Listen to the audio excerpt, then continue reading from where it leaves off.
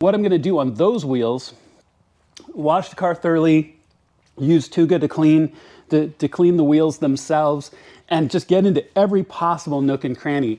I would also say am going to take the wheels off the car as well, so I can get into the barrels and clean very thoroughly.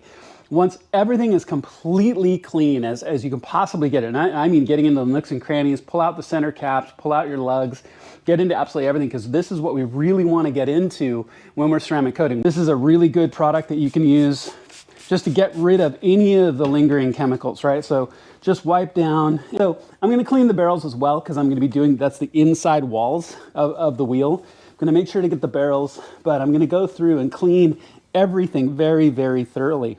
The nice thing about these unlimited wheels, where, you know, you look at the OEMs back there that are even more complex and have lots of nooks and crannies, they're going to be really, really dirty when I pull them off, when I get these unlimiteds installed.